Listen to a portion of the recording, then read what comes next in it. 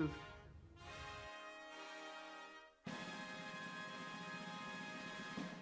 Try.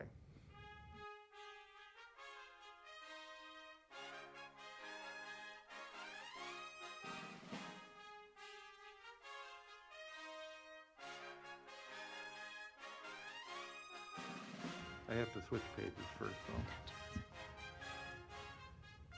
Okay, I want to welcome our YouTube or television audience, any other guests, members, and our interpreter, Jamie. Um, at one time, these meetings were being rebroadcast at 7 p.m. on channel, I believe, 22. From what I hear from my friends out in the community, that's not happening. So you're probably hearing me talk on a YouTube video, and that's something we're going to be looking at this coming January in our planning meeting. The video is at the Disability Commission website at www.cityofomaha.org. Click on the mayor's office and then click on the Disabilities Commission. That's just in case we actually do get broadcast. In terms of the MCCD mission and purpose, the Mayor's Commission for Citizens with Disabilities works to serve to promote the quality of life, community accessibility, and equity in all aspects related to the city, on behalf of and in cooperation with citizens of Omaha who experience disability. To this end, we advise the mayor, the city council, city department heads, and other city personnel on issues of access, representation, employment, housing, quality of life, as it affects citizens with disabilities and their families. We work to serve as a resource for Omaha citizens with disabilities and their families to express concerns and try and identify resolutions regarding issues affecting them. We work to publicize the role of the Mayor's Commission and the resources available to assist citizens with disabilities, employers, housing representatives, business owners, engineers and architects, and others who have a role in bettering the life of Omaha citizens with disabilities and citizens in general. We work to promote awareness of the general public on the capabilities, needs, and desires of persons with disabilities. We publicly recognize the efforts of employers, businesses, schools, organizations, and others who have demonstrated outstanding support of our disabled citizens. We work to advocate for accessibility and implement plans and projects to improve services in general, along with accessibility for persons with disabilities in the city. And we review and implement plans and projects for as part of our advocacy for citizens with disabilities. I want to notify you that for the first time since last year, well into last year, we have a quorum. I thought a chair might go up. We made a couple of movements. There were a couple of motions that we acted on during the pre-meeting. One was to accept the notes of our past meetings, which were kept faithfully by Jennifer Pollock as official minutes of the commission. We also approved the agenda. We had a discussion too regarding a couple things. We've been asked to provide representation to some other boards and committees within the city that have similar missions to the Mayor's Commission for Citizens with Disabilities. And so we're drawing straws, I think, in terms of, I'm kidding. We identified folks to represent and attend meetings on behalf of the commission. So my thanks to all of you who stepped up and are taking a role in that. We have talked about doing an annual report versus trying to go back. The goal the next year is to have quarterly reports to the mayor. But given this year has kind of gotten past us and it's been a bit of a different year, we're going to try and do an annual report to the mayor using Jennifer's exceptionally well taken notes that are now exceptionally well taken minutes. And my apologies, my son just got off work. Um, I would tell you to have a paper and pen handy to take notes because we'll try and have a few announcements at the end. Um, I want to take a second and have the members who are present, it's been so long since I've said that, to introduce themselves and their area of interest and representation on the commission. And I'll start. I'm Mark Smith. I'm an assistant professor at the University of Nebraska Medical Center's Disability Institute, which is the Monroe Meyer Institute. And I'm here as not only a professional but a family member. I have a son who has an intellectual and developmental disability, and I am here to represent services, supports individuals and families related to individuals with intellectual and developmental disabilities. Sorry, go ahead, Megan. Megan Walls with Assistology. I'm also the vice chair for the Mayor's Commission. I do work with businesses and individuals to create opportunities for inclusion and remove barriers for participation across all ages and disability groups. So I'm here to represent interests and needs of the general disability community. And I'm Nancy Flurl, and I'm with the Nebraska Commission for the Blind and Visually Impaired. I'm the Omaha District Supervisor, and we serve individuals that are visually impaired, blind, and deafblind. I am Laura Young with the League of Human Dignity. Quickly, if you need us, just call us. Our building will be closed for a while due to a couple unforeseen circumstances here in Omaha.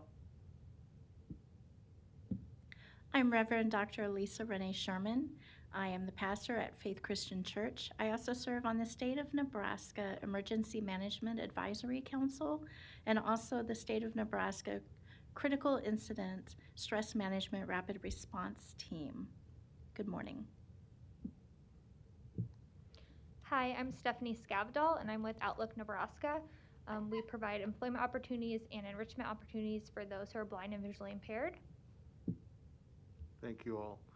Before we get started, I did want to mention the fact that we had a part of our discussion was related to trying to get back to in-person meetings as we've been urged to do. And we have a couple of members that appear like they will be resigning. But we also have some applicants.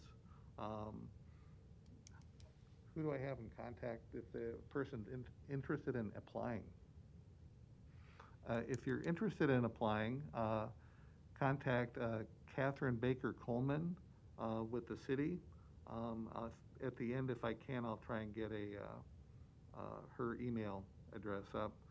We are looking for members. One of the things to remind the public at large is that we are required to have at least half of our membership be persons with disabilities. We're also trying to be as representative as we can in terms of diversity as it relates to culture, ethnicity, and background. We want the faces at the table to represent the faces of those who live in our community.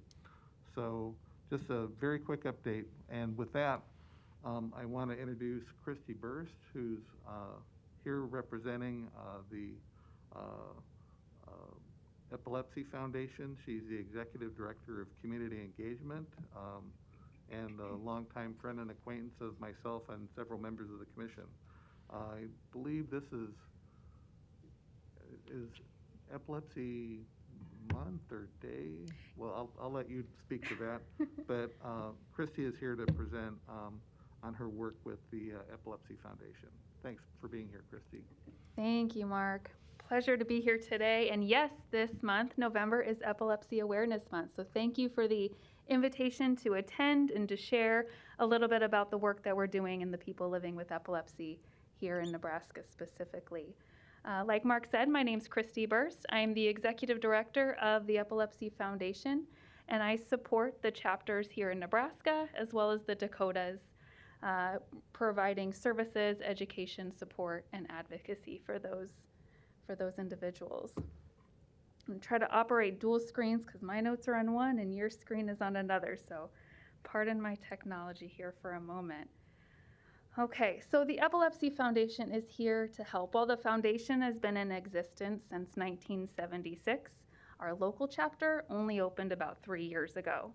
So we're here to provide a foundation of support for the people that have been living with epilepsy in the state for services. Our mission is to lead the fight to overcome the challenges of living with epilepsy and to accelerate therapies, stop seizures, find cures, and save lives. We're a volunteer-led, staff-supported organization leading the fight to end epilepsy together.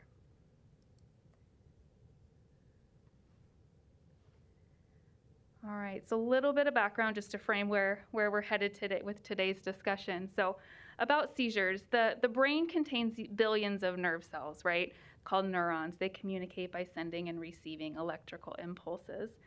Now, the seizure occurs when any abnormal or excessive electrical activity temporarily interrupts that brain function. So every brain, yours, mine, your neighbor's, your child's, has the potential to seize. But not everybody who has a seizure has epilepsy. It's important to know that every seizure while seizures can look different from person to person, usually that person has the same seizure type repeatedly among themselves. It's common for them, though they may have a couple different seizure types. So how common is epilepsy? Just to frame out the prevalence, because it's often not really talked about. There's a lot of stigma around experiencing seizures, but 3.5 million, just shy of that in the United States, 3.5 million people have epilepsy. Nearly 500,000 of them are children, and right here in Nebraska, there's roughly 20,000 people who have epilepsy. Nearly 3,000 of them are children. So to give that a little bit of a closer framework still, think of a classroom, about 25, 26 kids in the classroom, 1 in 26 kids or people will have epilepsy in their lifetime. Even more impressive still, more prevalent still, 1 in 10 people will have a seizure. So while we're here to support people who have epilepsy, we're on a mission to share seizure first aid with everybody because anybody can be impacted by a seizure. Now, epilepsy is most commonly diagnosed in children younger than 2 and adults older than 55. And this is due to some other conditions or other common causes. Febrile seizures, strokes in older adults can often lead to seizures, right? Epilepsy, in fact, is more common than cerebral palsy, Parkinson's, and multiple sclerosis combined. It's actually the 4th most common neurological diagnosis. Now, how a seizure is classified is based on where it starts in the brain, right? So I'm going to give you a really high-level overview to frame out seizure first aid. And the reason I'm going to do that high level is because we have a lot of resources that are going to dive a bit deeper into that. So those of you familiar with seizures, I know that this is going to be glossing over quite a bit. So just a couple of years ago, seizure types were reclassified or they're renamed, and you're still likely to hear both terms. Current terms are used to help better understand where the seizure starts in the brain, where the onset of the seizure happens. They may be focal, as in that top image shows an image of a brain with one big dot and arrow shooting out on one side. That's focal, so it starts in one spot of the brain and stays in that hemisphere. It may also be generalized in that bottom image where it's depicted there's a couple of different places where the seizure activity happens and it shoots out in multiple directions. It can also cross hemispheres. Those are generalized seizures. But sometimes they're just not sure where those seizures happen. And that happens most commonly if the seizures aren't witnessed by somebody else, so nobody's there to tell them what they witness or where that activity is happening, and then testing isn't able to identify it right away. Okay? So that's the first way to classify. The second condition is whether or not the person's awareness is affected, whether they're aware of what's happening at the time that the seizure happens and their surroundings, or they're unaware. Their awareness is impaired. They may lose consciousness during that seizure.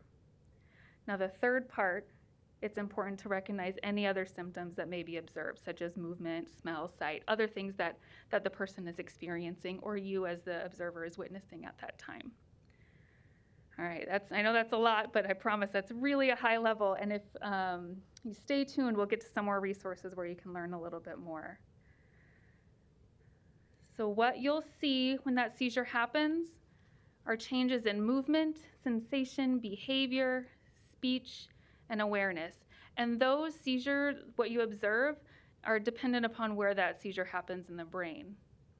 It looks very different based on where it happens. Remember, there's multiple lobes of the brain that can be impacted during that seizure. How that seizure is experienced by the individual is as unique as the individual themselves.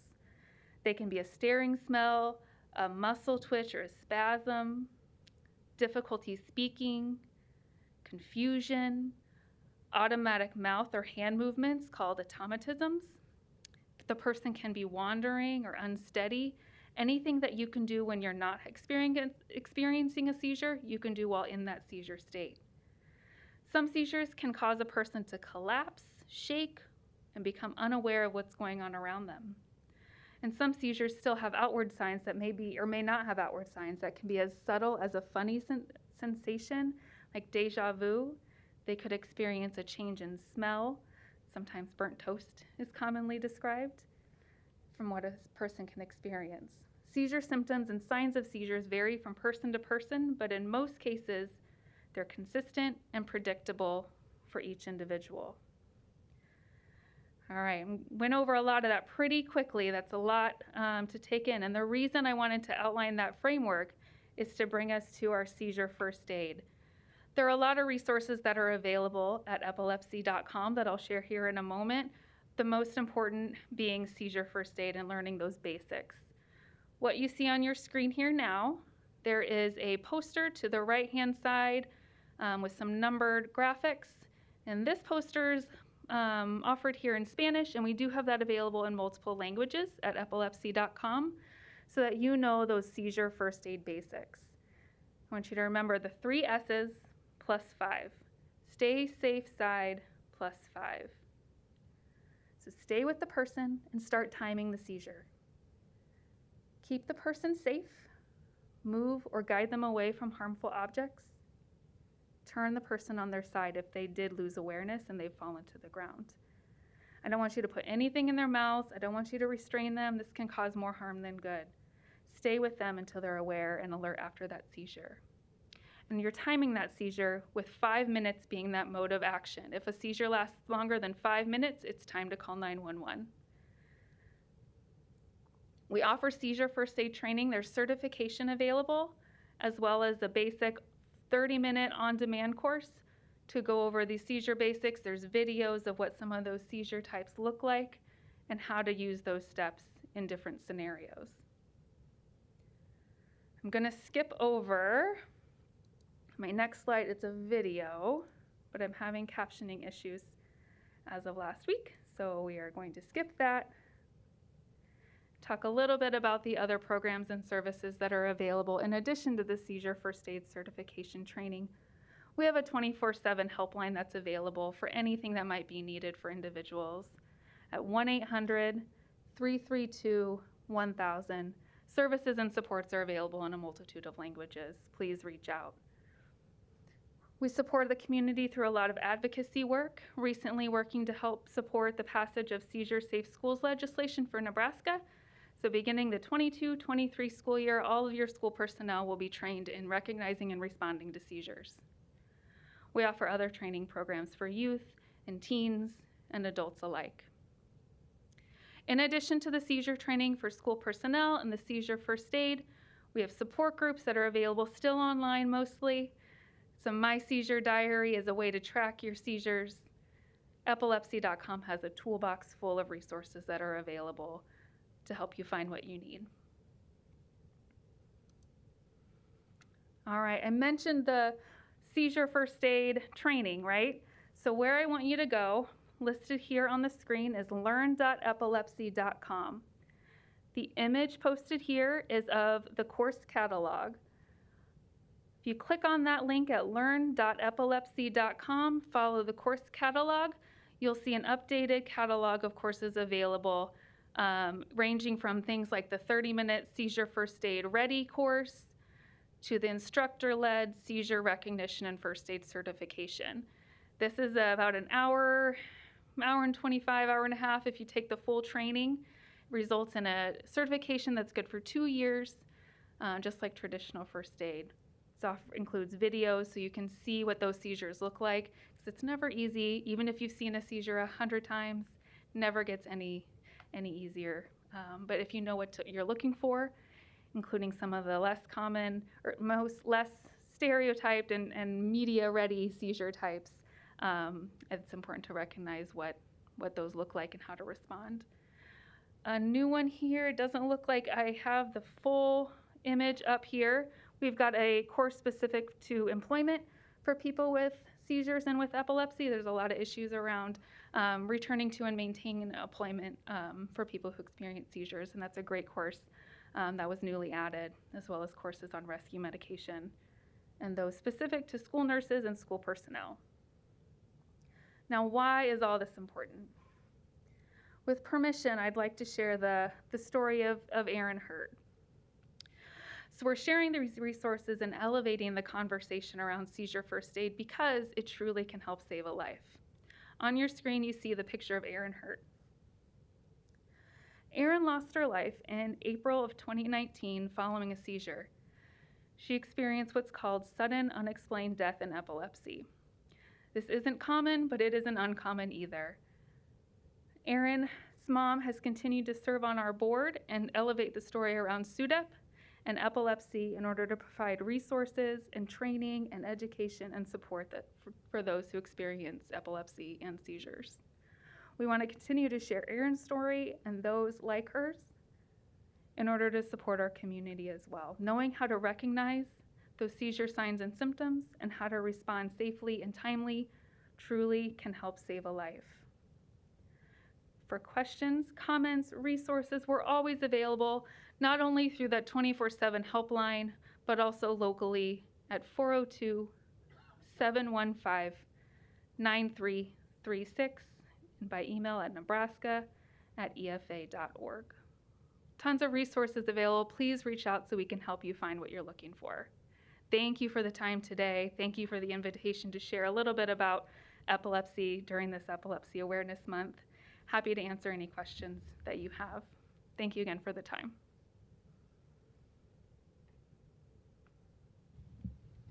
Questions for Christy? Yeah, thank you, Christy. Can you elaborate a little bit on like the school training programs and what that might look like, or how to best proceed to get schools connected and moving with that? Yes, let me head back to, so at learn.epilepsy.com, one of the training portals, it's called Seizure Training for School Personnel. It's available for free and on demand, and they can take it anytime. You'll sign up, create an account at learn.epilepsy.com, and the training is available there. So along with the training, all school personnel being trained that year, and each school, each district is going to provide those training resources and requirements and timely based on their district needs. But there's also requirements to have someone on staff who's available to provide rescue medications if a student needs them, who's trained and available to do that. Requires seizure action plans to be on file for anybody who has a known seizure diagnosis. And we hope to have all of those supports implemented beginning this spring and summer with resources widely available, working with the Department of Education and Children's Hospital actually on some training opportunities there. Okay, so if the school personnel took the course, are you saying they would have one of those trained people designated as the key support person to administer the medications? Yes. And whatnot? Yes. Yep. So I see that there's a separate one for school nurses. So would school nurses take both, or would they just take the nurses one? They're not required to do anything beyond the school personnel training. Okay. Now, if they're interested, we always would encourage the additional training, but that's not what the the law requires. Okay. So the full school nurses training actually is broken into 3 modules, and it goes into much greater detail. And they've pulled out that rescue therapies section. All of it's available on demand, so they can do it on their own time. Pulled out that rescue therapies section so that it's available and in chunks that are easily digestible, hopefully. Okay, sorry, one more part. No, you're good. So, Ask them way. This protocol or training for the schools is going to be implemented through that Safe Schools legislation? Correct.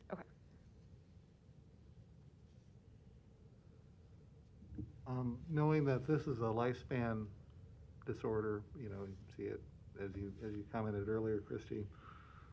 And I've heard this from adults I've known who have epilepsy in terms of their ability to drive. And there's some issues and the rules seem like they've changed some over time in relation to the recency of their last seizure to being allowed to drive again. So can you speak to that a little bit?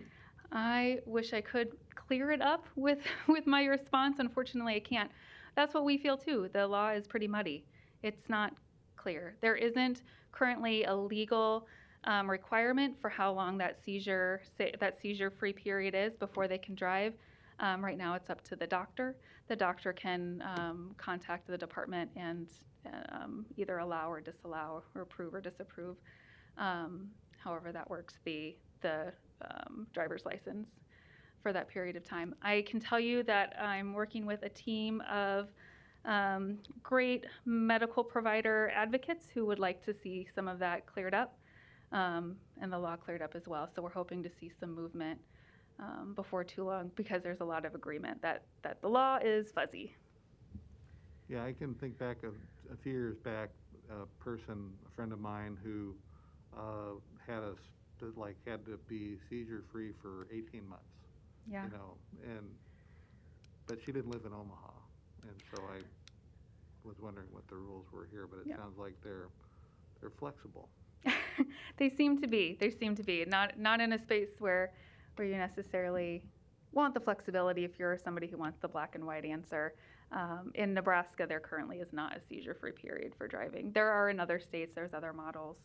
The Epilepsy Foundation doesn't take a position on what that seizure-free period needs to be, but we would like to see some clarity for folks, whatever that determined time is. So the neurologists, the team of medical professionals that are kind of working in that space to identify what that law could look like and make some proposals there, are doing a lot of research behind the scenes to make that determination as well. But rather than just throwing something out there and without any guidance.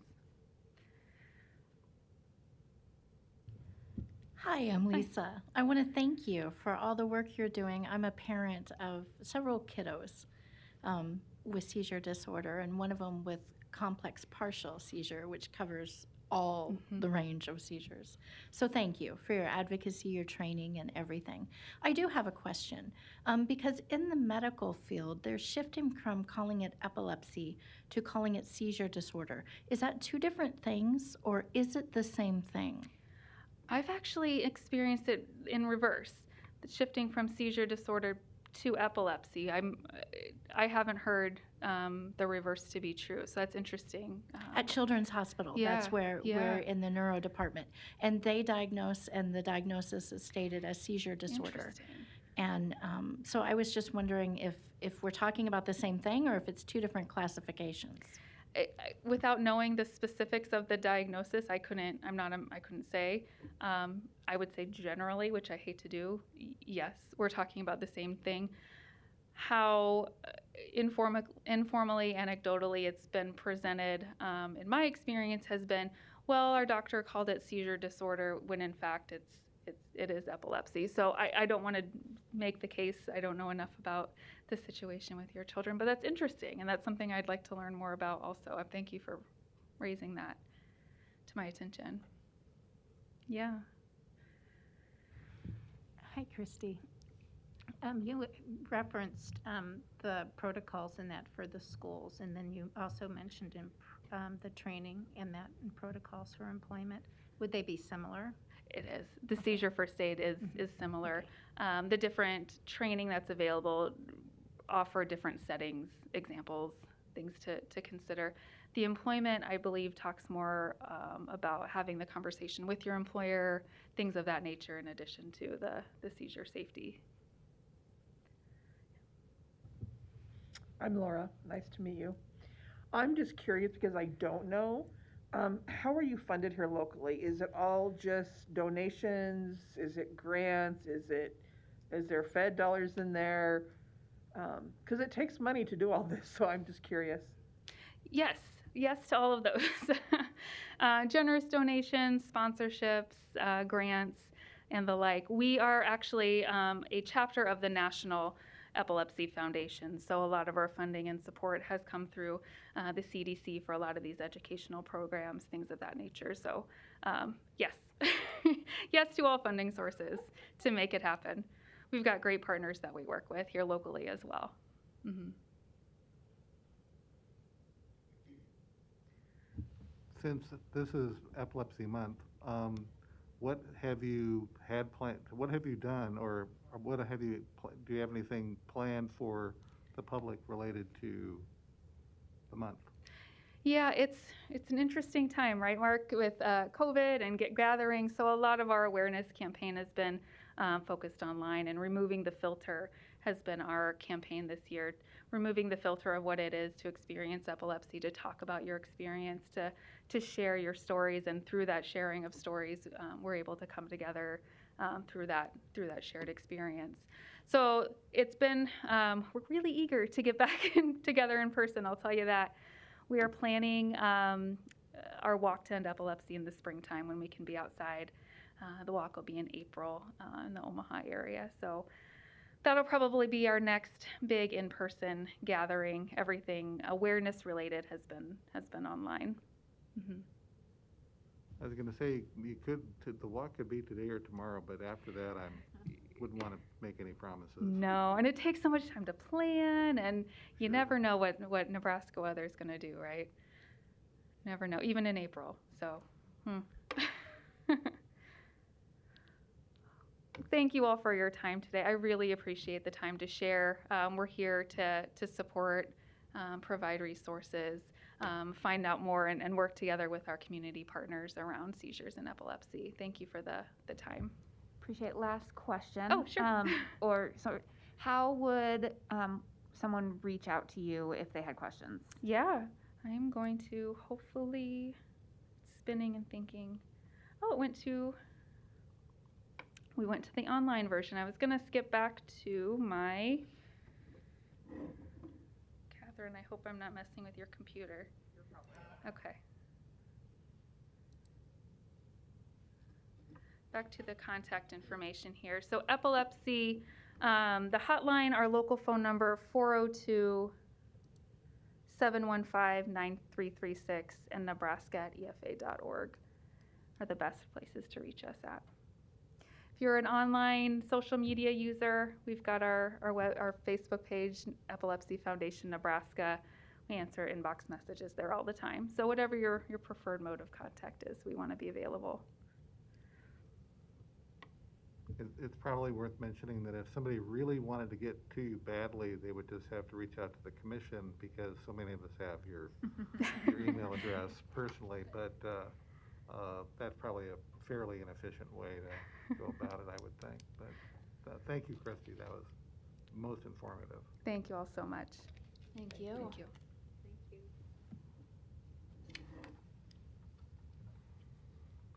Okay. A couple of updates. It's appearing like as we typically do, we're not going to be meeting next month. Per our tip, as gets very difficult for folks to try and mesh jobs, family, and holidays. And if we had it on the usual date, I think that would be, it's just tough. So we take a break in December. We usually have a planning meeting in January, so we'll be talking about planning presentations and activities, and just kind of our strategic map for the coming year. So we won't have another presentation until February. Um, but we will be busy. There's plenty of stuff going on. I want to take a second to, I have a note here on emergency disaster management preparedness training. Is that something we need some remarks on, for, I think several members went to the training. or just let it? Yeah, Kat and Gerald were going to meet with the Douglas County Emergency Management, which they did, and before we put together a plan. So, unless Kat has that info, we'll just have to get it before our planning meeting, I guess. Sure. Okay. Okay, at this point, I just want to go around and see if any of the members have announcements. We'll start with Stephanie. Just, okay. Yes, at Faith Christian Church on December 4th, we are having a living nativity. And what we want to do is invite the community. Sometimes it's hard for children with disabilities to be part of a Christmas program. So if you are a family and you would like to participate in that, please feel free to contact Faith Christian Church at 402-333-7866 or office at faithomaha.org. And we would love and be honored to have your family participate in our Christmas program. Again, that's December 4th, which is a Saturday evening. Thank you. Thanks, Lisa. On December 10th and 11th, Imagine Inclusion will be having the second annual Illuminate Inclusion Holiday Lights Display. It takes place out at Zarinsky Lakes, what's it called? The main shelter area. The entrance is off of 156th at the water park. It goes from 5 to 9 p.m. on both Friday and Saturday night, and it is at no cost to attend, with donations accepted. And the New Orleans Snow food truck will be on site with treats to purchase to enjoy on the drive as well. Thanks, Megan. I don't have any announcements. The one thing I wanted to mention was I would, without having Kat's email handy, I would go ahead and contact through the mayor's website, as I described earlier, at www.cityofomaha.org. Click on the mayor's office and click on the Disability Commission for one of two reasons, or both. One is if you have an interest in serving on the commission. The other is if you have any issues that are presented to you in terms of accessibility, employment, whatever the case may be, and you're a person with a disability or a family member, and you just need some help in remediating that, because we have a lot of expertise around the membership of the commission. And if we don't know the answer, we always typically know who to call. And if that fails, then we just go to Kat, and then she always knows. So that was me giving Kat a hard time. So I want to thank the members of the commission who were able to be here in person today. And with that, I will convene our meeting for November.